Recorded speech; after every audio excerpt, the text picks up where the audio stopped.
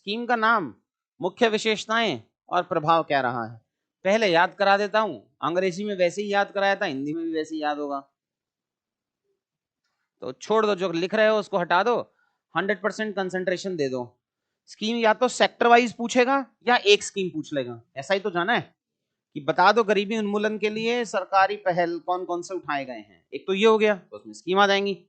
या दूसरा पूछेगा, एक स्कीम उठा ली इसमें से और उसलिए पूछ लिया कि भाई इसके ऑब्जेक्टिव क्या है और इसका प्रभाव क्या रहा है ना, तो दोनों ही तरीके से पढ़ना पड़ेगा अपने को।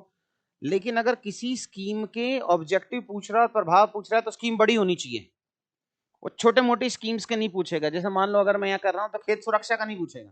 अब क्या ही है खेत सुरक्षा, बॉर्डर था, आवारा पशु आ रहे थे, उनको रोकने के लिए हल्का हल्का करंट चला दिया, सोलर पावर्ड है, क्या ही ऑब्जेक्टिव और क्या ही इंपैक्ट आएगा। तो ये थोड़े छोटे हैं रिलेटिवली, पूछ तो कुछ भी सकता है बट छोटे हैं। तो मतलब जो बड़ी स्कीम्स होंगी 15, 20, 25, उन्हीं के ऑब्जेक्टिव्स और इंपैक्ट रखने हैं, बाकियों को सिर्फ सेक्टर वाइज में रख लेंगे। तो याद कराने के हिसाब से अगर मैं कहूं तो ज्यादातर अपन ग्रामीण पृष्ठभूमि से आते हैं, तो गांव में तो एक मकान होना चाहिए, तो मुख्यमंत्री या प्रधानमंत्री ग्राम आवास योजना, ये पहला आ गया। गांव में रह के दो काम करोगे, या तो गांव में खेतों में काम करोगे या शहर जाओगे दुकान दुकान खोलोगे। तो अगर खेतों में काम करोगे तो खेत सुरक्षा चाहिए, तो उसमें सोलर पावर्ड बॉर्डर बना दिए, वायरिंग वायरिंग करा दी, उसमें हल्का हल्का करंट कर दिया, सायरन वायरन बजवा दिया, और जो आवारा जो पशु हैं उससे फसलों को बचाने के लिए एक परियोजना आ गई। दूसरा वही वाला बंदा शहर जाके काम कर रहा था, तो आ गया ग्रामीण आजीविका योजना। है वो ग्रामीणी क्षेत्र, लेकिन उसने अपनी दुकान खोली है गांव से दूर जाके, तो एसएचजीज के लिए 25,000 रुपए दे दिए गए।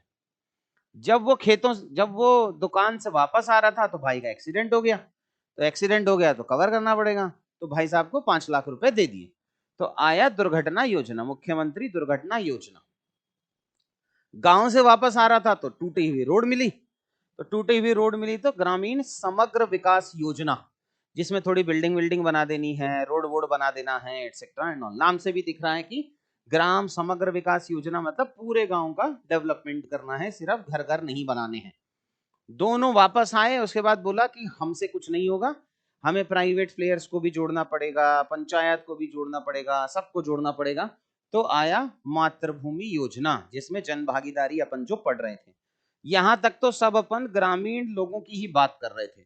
उसमें कुछ तो पंचायत के लोग भी तो हैं, तो उन्होंने बोला ये जो इलेक्टेड रिप्रेजेंटेटिव हैं, पंचायत के जो लोग हैं, अगर इनको कुछ हो जाता है तो उनके लिए भी थोड़ा बहुत पैसा होना चाहिए। तो गरीबी उन्मूलन और ग्रामीण क्षेत्रों के लिए ये तो हो गई यूपी स्पेसिफिक।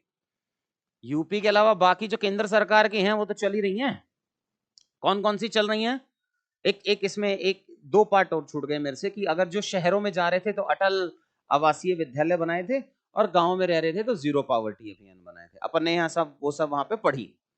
फिर आए स्वच्छ भारत मिशन, फिर आया अंत्योदय योजना, वन डिस्ट्रिक्ट वन प्रोडक्ट, जल जीवन मिशन। ये 4-5 एक्स्ट्रा हो गई। याद कराने के लिए वापस अगर याद कराऊं तो ग्रामीण आवास योजना, घर देने हैं इसके अंदर सारे। खेतों के अंदर जाओगे तो खेत सुरक्षा, शहरों के अंदर जाओगे तो लाइवलीहुड मतलब ग्रामीण आजीविका योजना, एसएचजी में 25,000 रुपए बांट दी। वापस आ रहे थे तो दुर्घटना हो गई थी, तो दुर्घटना योजना 5 लाख का बीमा करा दिया। खेत से वापस आ रहे थे तो ग्राम समग्र विकास योजना, रोड वोड और बिल्डिंग बिल्डिंग एंड ऑल बनानी है। वापस आए, सबने मिलकर फैसला लिया कि मातृभूमि योजना है, जिसमें प्राइवेट प्लेयर को भी अलाउ करोगे, गांव के भी लोग अलाउ होंगे, बाहर वाले भी लोग अलाउ होंगे, और पंचायत कल्याण कोष।